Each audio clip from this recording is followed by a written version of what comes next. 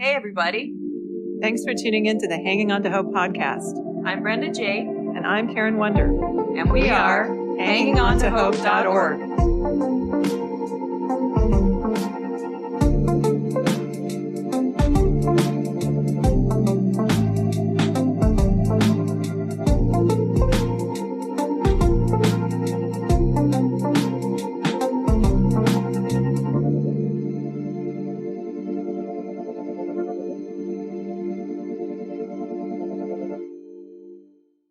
This podcast is intended as educational and is not psychological or medical advice.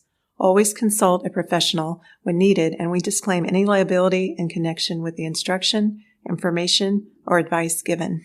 Welcome to the Hanging On to Hope podcast. This is Karen W. Today we're going to talk about suffering. It's something that everyone can relate to. Suffering has always been a fascinating subject to me. I think everyone thinks about it in some form or another.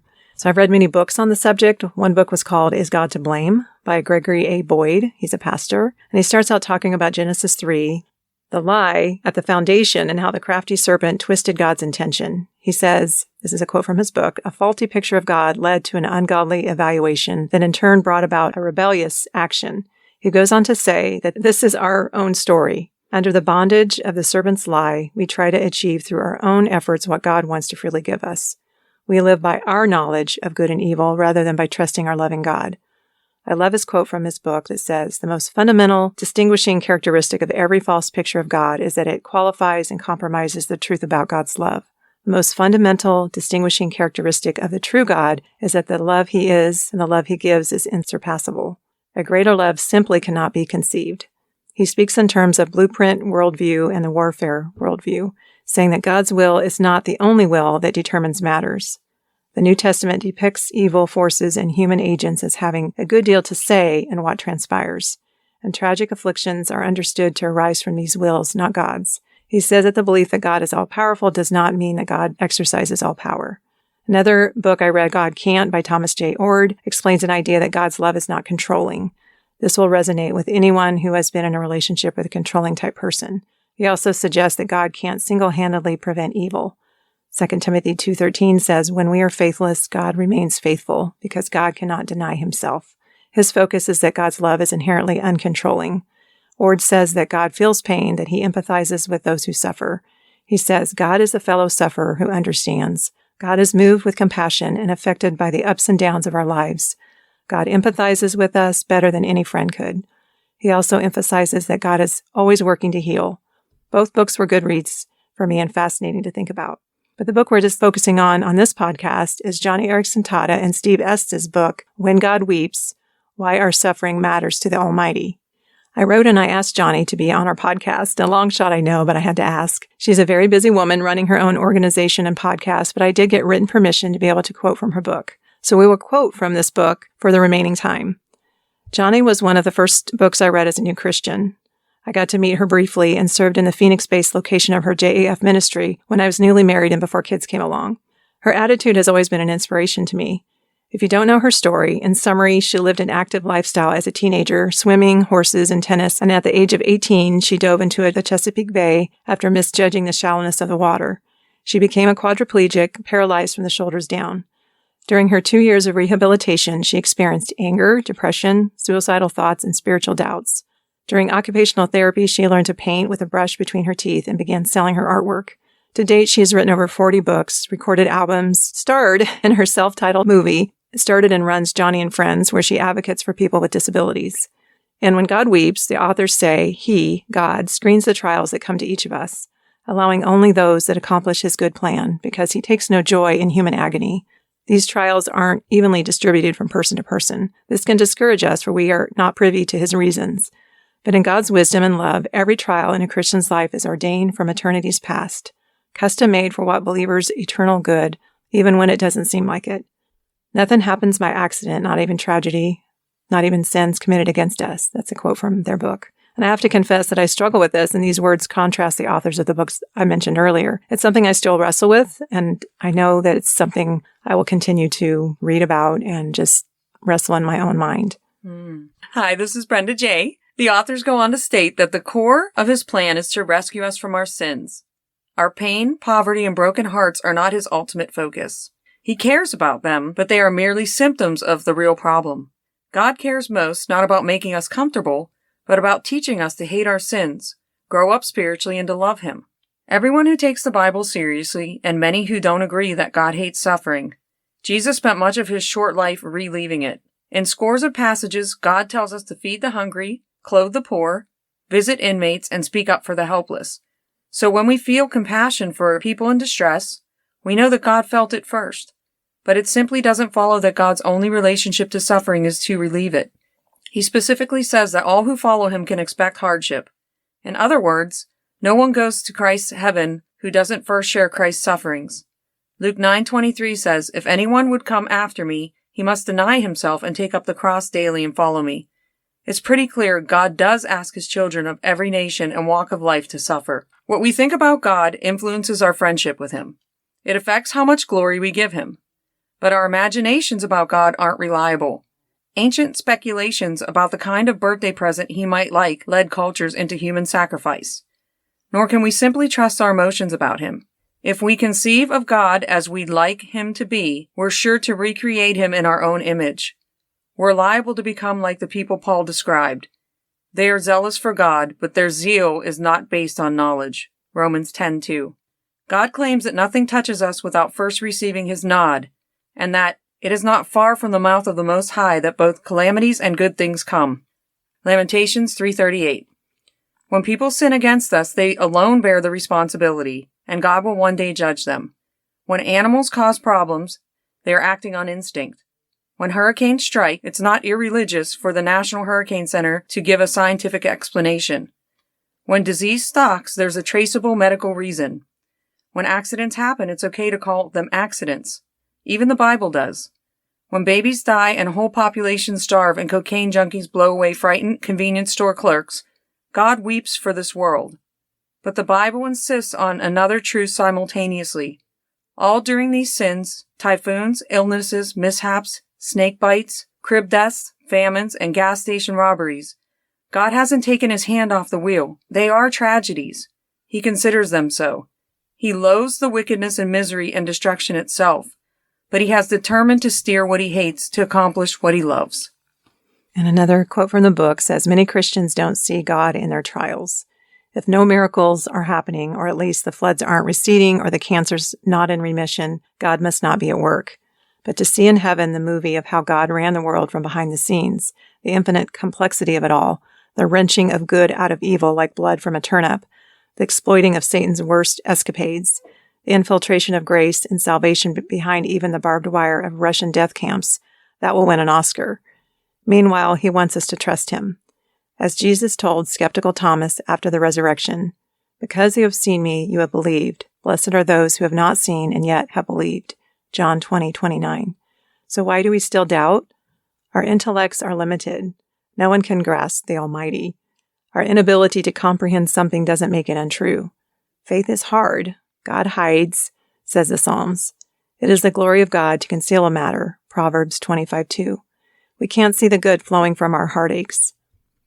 Wholesale benefits to suffering and how it affects heaven and angels, the church, and the watching world are an unsurpassed reality. But the individual heart requires comfort closer to home, something in tune with the interior of the soul. For suffering is so terribly and horribly personal. God knows this. She goes on to say, when we read Scripture, we are never assaulted by any passage depicting Jesus laughing uproariously about grief, but we see a man of sorrows acquainted with grief. During the days of Jesus' life on earth, He offered up prayers and petitions with loud cries and tears to the one who could save Him from death, and He was heard because of His reverent submission. Although He was a son, He learned obedience from what He suffered, and once made perfect, He became the source of eternal salvation for all who obey Him. Hebrews 5:7-9. The suffering Son of God did not exempt Himself from affliction, but lived through it and learned from it. We can do the same. Romans 5:3 says, "We rejoice in our sufferings because we know that suffering produces perseverance. Perseverance, character, and character, hope." Joni shares from personal experience. She says, "I allowed my wheelchair to define who I was. All it accomplished was a dry and brittle soul. I didn't become a bad person. I just lacked passion for life. When I broke my neck, it wasn't a jigsaw puzzle I had to solve fast, nor was it a quick jolt to get me back on track. My diving accident was the beginning of a long, arduous process of becoming like Christ. Sure, there are times I wish it was easier. And she quotes 2 Corinthians 12, 8-9. 3 times I pleaded with the Lord to take the suffering thorn away from me. But he said to me, "My grace is sufficient for you, for my power is made perfect in weakness. Therefore I will boast all the more gladly about my weaknesses, so that Christ's power may rest on me." Somewhere after my first decade in my wheelchair, I was gratified by what I was beginning to see. I was thankful for what I was learning. The image of Christ was slowly emerging as I reflected his kindness and compassion, as well as a sensitivity to evil. I marked that first decade as a milestone, a passage. I sensed that God wanted to show me more, to lead me on, to raise me higher, refine the sculpture, as it were, to leave the elementary teachings about Christ and go on to maturity. Hebrews 6:1. I glanced in my rearview mirror and I made a checklist. All things are working together for my good, for God's glory. It doesn't mean being a best-selling author or speaker, but simply means being like Christ. Check. Hardships have forced me to make decisions about God, made muscular my faith. I can believe in him more now than before the wheelchair. Check. Suffering has done a job on my character. Not so sloppy about relationships, stick to promises, and more patient, at least somewhat. People matter more. Check. Being paralyzed has really made heaven come alive. Not in a cop-out way, but in a way that makes me want to live better here because more is coming there. Check. No doubt about it, my thoughts have been jerked right side up. Can't reach for the common temptations most people do. Having no hands helps with that. Check.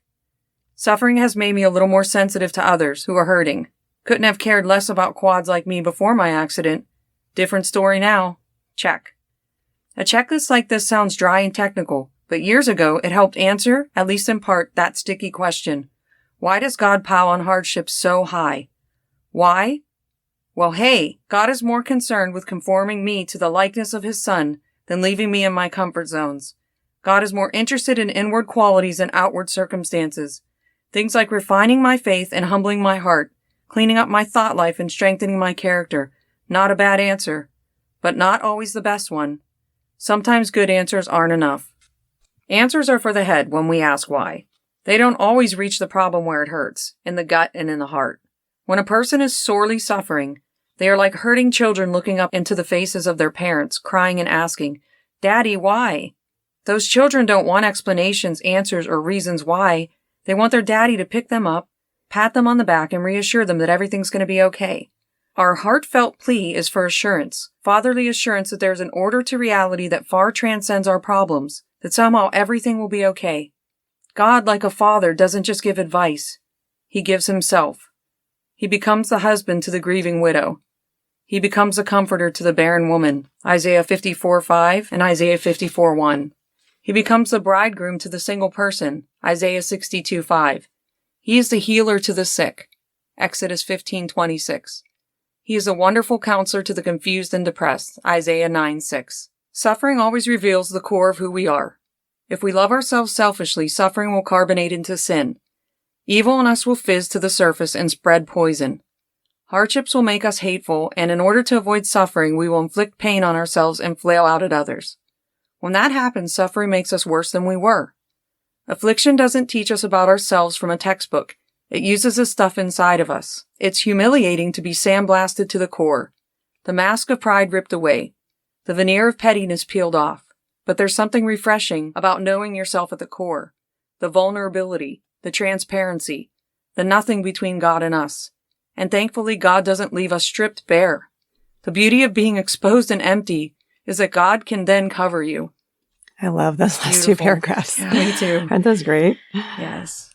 Yeah, so many good quotes from this book. Affliction either warms you up towards spiritual things or turns you cold. Jesus said in Revelation 3:15-16, "I know your deeds, that you are neither cold nor hot.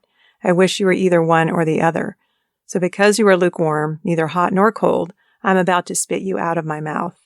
Hate is sometimes closer to love than indifference, and lukewarmness is the only road that never gets to God. There's nothing mediocre about feelings of fury. Much better to be mad than ho-hum half-heartedness. Jesus says so. Strong emotions open the door to asking really hard questions. Does life make sense? Is God good? More to the point, our deep emotions reveal the spiritual direction in which we are moving. Anger makes someone the issues of our suffering rather than something, and that's moving in the right direction. She goes on to say, venting, feeling disappointed, expressing hurt, and even sometimes questioning God's goodness is taking our complaints to God and not talking behind his back. She says, saying, I'm as mad as a hornet, God, and I don't understand what you're doing one bit, sounds like the dark side of trust, but it's trust nonetheless. Unrighteous anger, anger that leads us away from God, sucks the last vestige of hope from our hearts. We stop caring, stop feeling. Sullen despair moves in like a terrible fog, deadening our heart to the hope that we will ever be rescued, redeemed, and happy again. Joni shares after the first year of lying paralyzed in her hospital bed, after her bleak prognosis drained every ounce of hope in her, even the righteous and unrighteous anger out of her, despair moved in. She refused therapy and turned her head away when friends visited. She recalls a nurse feeding her tasteless food and the resentment that creeped out of Joni. After the nurse left, she struggled to contain the tears. There was no one there to wipe her nose or change her damp pillow. All she could do was choke out a whisper, I can't live like this. Please help me. She realized suddenly that at least she was feeling something and was not just numb. She said out loud, God, if I can't die, please show me how to live. It was a turning point in her life. The Lord is close to the brokenhearted and saves those who are crushed in spirit. Psalm 34:18. Psalm 77, 7-9 says, Will the Lord reject forever? Will he never show his favor again? Has his unfailing love vanished forever? Has his promise failed for all time? Has God forgotten to be merciful? Has he in anger withheld his compassion? 7 rapid-fire questions where the psalmist's despair turns godly when it turns Godward. The irony of questioning God is that it honors him. It turns our hearts away from ungodly despair towards a passionate desire to comprehend him. Emotions are the language of the soul. They are the cry that gives the heart a voice. To understand our deepest passions and convictions, we must learn to listen to the cry of the soul. That is a quote from Dan Allender in Tremper Longman's book, The Cry of the Soul. Heart-wrenching questions expose false hopes. Joni shares that in the midst of God's absence, she felt his presence. She found him after she let go of what she thought he should be. Our questions and cries powerfully move the Almighty. He reaches down. He takes hold. Despair that rises in a direct and vertical line to God opens us up to change, real hope, and the possibility of seeing God as he really is, not as we want him to be. Once we give an inch, God will take a mile. He'll take 1,000,000 miles. He'll soar on the wings of the wind from heaven to show you who he is, to embrace you with his love. The Psalms show the heart not only how to speak, but to listen. If emotions are the language of the soul, then the book of Psalms gives us the grammar and syntax, teaching us how to wrestle, inviting us to question, and vent anger in such a way as to move up and out of despair. The Psalms wrap nouns and verbs around our pain better than any other book. Anger dealt with in the right way gives birth to Mothers Against Drunk Driving, help for victims of violent crimes, Battered Wives Anonymous. These are just a sampling of how people use their anger to inspire entire movements that have pushed back darkness and brought light and awareness to our society. I love the chapter where she talks about the Apostle Paul. I studied the book of Acts earlier this year, and I'm currently studying Galatians for the second time, and Paul and his suffering are inspiring and convicting all in one. He has seen the inside of more than one small room from which there was no escape. For over 2 years, Paul had been disclaimed from one Roman leader to another. Then he was shipped to Rome. Once there, Paul, shadowed by a guard, continued to be under house arrest. He thanked the believers in Philippi for their concern and reassured them with his words in chapter 4 of Philippians. I have learned to be content, whatever the circumstances. I know what it is to be in need, and I know what it is to have plenty. Philippians 4:11, Paul was talking about an internal quietness of heart, supernaturally given. Contentment is a sedate spirit that he is able to keep quiet as it bears up under suffering. Paul understood how to live this way. He learned it. Finding grace to help in time of need doesn't come automatically. Just take a look at a few of Paul's well-chosen words. I press on, I strive, I stand firm. Christ is not a magic wand that can be waved over our heartaches and headaches to make them disappear. In him are hidden all the treasures of wisdom and knowledge. Colossians 2:3. Wisdom and knowledge, including how to be content, are hidden in him like a treasure that needs to be searched for. To search for something concealed requires hard work. You will seek me and find me when you seek me with all your heart. Jeremiah 29:13. And the last quote from the book said, "Suffering serves us. A faithful response to affliction accrues a weight of glory. God has every intention of rewarding your endurance. Why else would he meticulously chronicle every one of your tears? Record my lament, list my tears on your scroll. Are they not in your record?" Psalm 56:8. Every tear you've cried, think of it, will be redeemed. God will give you indescribable glory for your grief, not with a general wave of the wand, but in a considered and specific way. Each tear has been listed. Each will be recompensed. We know how valuable our tears are in his sight. When Mary anointed Jesus with a valuable perfume, it was her tears with which she washed his feet that moved him most powerfully. Luke 7:44. The worth of our weeping is underscored again in Revelation 21:4, where it says he will wipe every tear from their eyes. He will do it. Weeping may endure for a night, but joy cometh in the morning. Psalm 35. So as we reflect on all that, that's just a lot of quotes from that book. I highly recommend that book. To me, it was really encouraging to read through that book, because we're all suffering, and it's something that everyone struggles with, wrestling those things out. So I just thought we just kind of pulled out the highlights from that book. Yeah, living through some of these things and living through a lot of suffering. One of the things that really stood out to me was the part where she talks about the answers are for the head when we ask why. Mm-hmm. And we say, "Daddy, why?" We just want to be picked up, pat on the back, and reassured that everything's going to be okay.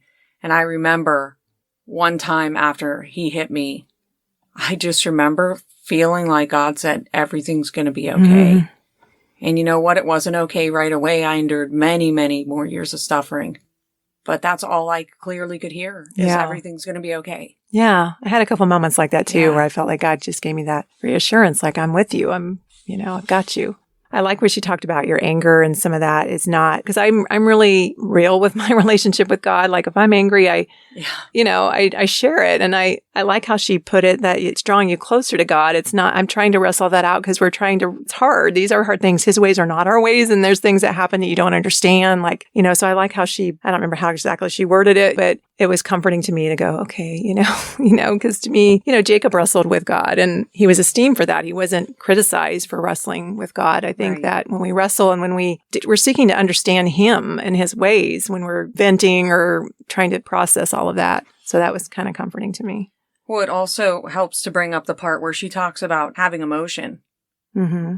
When you have a relationship with someone, when you have a relationship with God, that's just having emotion when you get angry, when you're mad. Yeah. And you're communicating yourself. And so, but I love that part when she talked about where she says she had emotion, because I could so relate to that. Like I struggle with that a lot. Yeah, that was a moving point in her book where I think the nurse was like kind of getting frustrated with her because she was like, what? She could see that she was feeling this resentment, and she was saying something like, well, you should just go around and look at this hospital and see that, you're not so bad off, or something like that. But then when she was left alone with God and her thoughts and everything. Yeah, here it is right here. So all she could do was choke out a whisper. I can't live like this. Please help me. She realized suddenly at least she was feeling something and was not just numb. She said out loud, God, if I can't die, please show me how to live. I mean, I can relate to that. Yeah. Like no other. Like I really struggle with emotion. And now when God has someone in my life that's really healing from abuse or struggling and they're crying and they're showing emotion, I'm like, no, that's good. That's good. I'm like a little jealous. I'm like, I do feel and I do cry once in a while and here and there, but yeah. See, I'm probably the opposite. I'm very emotional. That's why I like the part where Most people are. I'm not. I like the part where he talks about, of course, in the Bible, it says that he keeps track of our tears. And I love that. Yeah. I love that little reminder too. I always picture this water tower that I have up there. But I love this though, because I think that I don't feel and I think that I'm numb. But then in the next paragraph, she says, the irony of questioning God is that it honors him. It turns our hearts away from ungodly despair towards a passionate desire to comprehend him. Emotions are the language of the soul. They are the cry that gives the heart a voice. And I feel so much in my soul.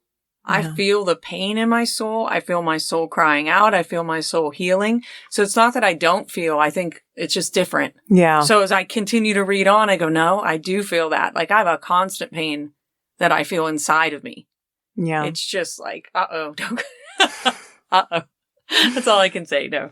But it does come out sometimes. That really struck me too. Yeah, there's a lot to chew on in there. And these are just some quotes from the book. Yeah, it says, to understand our deepest compassions and convictions, we must learn to listen to the cry of our soul. And that's where I'm at. That's exactly where I've been at this entire podcast. Like, not this podcast, but all of our podcasts. God is like doing something in my soul. And so sometimes you can't put words to that. Right. Because you just feel it. And now it makes sense that it's the emotions. Yeah. It's where you hold those emotions. Yeah, it made me think of Mending the Soul. I mean, that's what it's about. It's like, I don't know, first aid for our soul, it is hard to put words to because, there's just so much. It's almost sometimes when things are in the spirit, it's hard to put words to it. Yeah. And I struggle with that a lot. I notice some podcasts, I'm like, I have no words for this. It just feels good. God healing you and healing your soul feels good. And suffering doesn't feel good. But when he picks up the pieces from the suffering, and you pick up those pieces. So imagine your soul being broken into however many pieces you've been damaged by. And that one piece is domestic violence. I pick up the domestic violence piece. And then I suffered so badly in that area. But then I look at other people that have been through domestic violence. And I have this heart of compassion and love to want to help those people. And God picks up that piece and he puts it back and begin mending my soul back together. Yeah, that's stitching very it back beautifully together. Worded. Yeah. So that's what I've been experiencing for the last year with the podcast is, now I really have empathy for this. Yeah. Now I really have empathy for this. Now I have empathy for this. And he's just restoring it all as each piece comes back together. Yeah. So, yeah. So the suffering isn't good and it's not good while it's happening. But I also like the fact that God does cry with us. Right. That's why I like the name of the book, When God Weeps. Yeah. He does cry with us and he feels with us. And we just need to, I don't know, I have no words now. We need to, just do everything she said. No. Heal. It's healing. Yeah. Healing does take time, like we've talked about a lot on the podcast. It's a continued process. We won't get completely healed until we're in heaven, but it is a continual process. I like to think every time I cry, like there's something being healed. Yeah. And I've just definitely changed my perspective, but it took a long, long time to heal. Like something really bad, say that happened to me as a teenager. It was a horrible, horrible thing, but I can look back now and go, okay, now I have a lot more compassion for people that have been through that same thing. Mm-hmm. I'm not happy that it happened to me. Right. And I don't think God expects us to be happy about it. And I think that's where people kind of struggle with suffering, though, because I'm not happy about all the things that I've been through at all.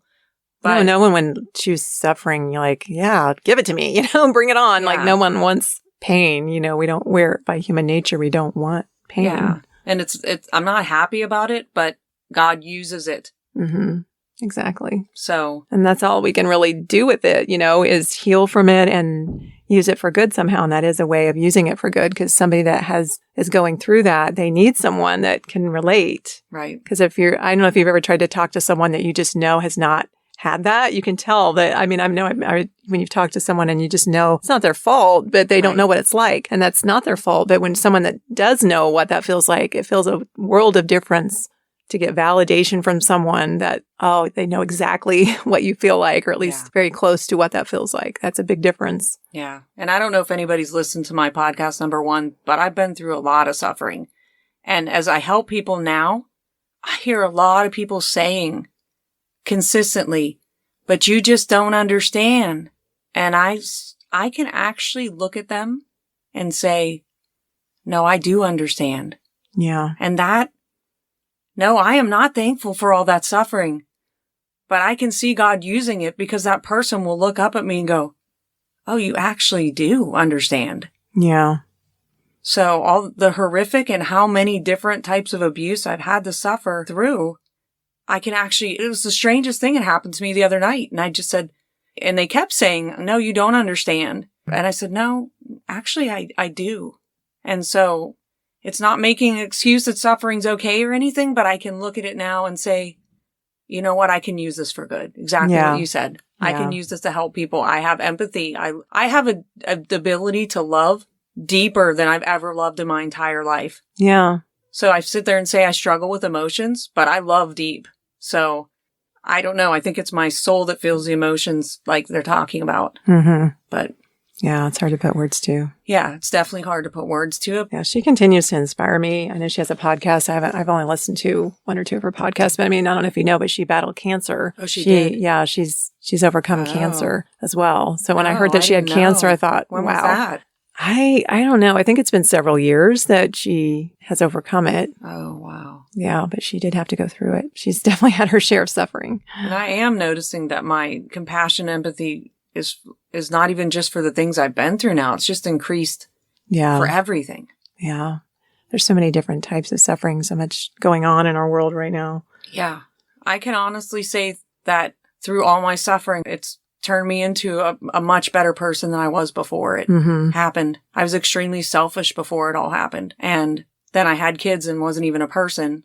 And now that I get to be a person again, I can definitely say I'm a better person. I love better. Right. I'm kind and I can move forward and I'm free. Right. Now you're on the other end, which is the healing journey. Yeah. But it is a big question that everyone has. So yeah, that's why I thought it's good to cover. But I just remember reading a quote from Steve Jobs that said that he was in Sunday school or something and he saw something about suffering and he said, I just can't believe in a God that would allow that kind of suffering. And I think that's very common. Right. That a lot of people think I can't worship a God that would allow this. Right. And that's why, I mean, I do wrestle with that. That's why I read a lot about it because it is hard to understand. I do think everybody wrestles with that. Yeah, There's no way you can't wrestle with suffering. Right. Like she said, it's not evenly distributed. It's, we look at it and it's like, I don't understand why are babies dying and, why cancer and all these things that are, you don't understand it. I think part of it is your mindset. And there is a scripture that talks about that.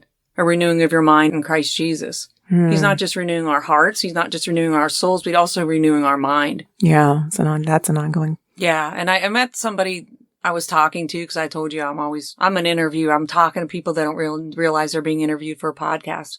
I'm kidding. But he said something like, I really prefer to be around people that are suffering and people that are poor and all these different things and like almost judging me. And I was thinking in my mind, even those people that are suffering, they're always suffering. Joy comes in the morning.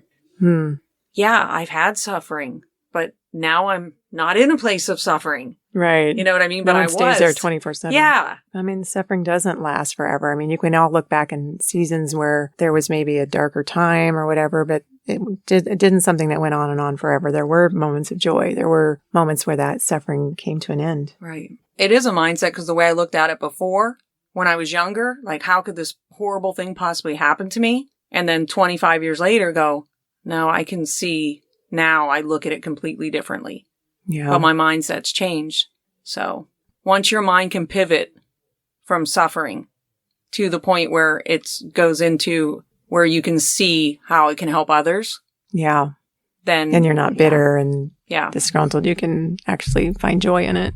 Yeah. Like you said, I wouldn't want, if I had a choice to have suffering, but I know that God, is going to use it for good. Yeah. And that, like she said to me, if I can see that God's with me, that there's purpose in it, then I can get through it. And look at your most recent suffering. Yeah. Your workplace suffering. Seeing that might be coming to an end soon. Yes. Yeah. So, and then you might look back and go, well, now I know what a miserable job looks like. Even I was talking to your daughter, but she works with the public. And I was like, yeah, it's hard. I know. It's not easy working with people because you get good and bad. There's another perfect example. I did the same exact job that Karen did. I remember thinking she can't say I don't understand because this one I actually do. Like, what are the chances? Oh, I know. You would say like, I get it. All right. We're just going to wrap this up with this last quote. It has been said that something so grand, so glorious is going to happen in the world's finale, something so awesome and wonderful, that it will suffice for every hurt, it will compensate for every inhumanity, and it will atone for every terror. His glory will fill the universe, and hell will be an afterthought compared to the resplendent brightness of God's cosmos and the Lamb who gives it light. Heaven's joy far outweighs hell's dread. Heaven has no opposite, just as God has no opposite. The devil is a created being and a fallen one at that. You will see your daughter unfettered from her cerebral palsy. You will know the freedom of a heart pure and blameless. You will see your husband walk without a limp. You will know family members and friends as God intended them to be all along, their best attributes shining clearly and their worst traits gone with the wind. No bruises on your daughter, free from the shackles of an abusive marriage. No confused thoughts, no mental illness, no Alzheimer's disease. You will see what lessons the angels and the demons learned about God from observing him at work and your mother languishing in that nursing home. You will stand amazed at how your perseverance through pain sent repercussions rumbling through the lives of people you didn't know were watching. forcing them to make tough decisions about God and suffering. You will experience love like you've never dared imagine. This is good news for people who have never been the most important person in anyone's life. But in heaven, all shall have as much love as they desire, as much as they can bear. Such will be the sweet and perfect harmony among the heavenly saints. Perfect love reigning in every heart toward every other, without limit of restriction or interruption. If you've never known love, never been married, don't worry, you'll be loved more than you can bear. In heaven. Yeah. I love that. Yeah. In every book I read with every near-death experience or anything like that, they talk about how indescribable the love is in heaven. They can't even explain it. Yeah. And I can't wait for that. I know. I love that song, Indescribable. And I do think about that. I think we're here for such a short time. We need to make this short time matter. Right. Yeah.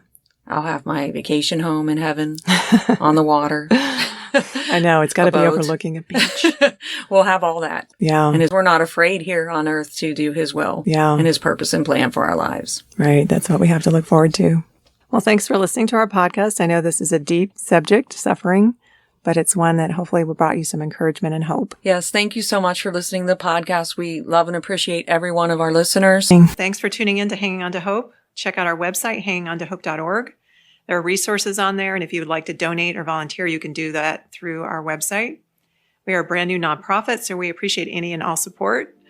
And we thank you for listening, and until next time, keep hanging on to hope. We are evidence that there is hope and healing for you, and our passion is to help you find it too. So thanks for tuning in. Thanks for listening, everyone.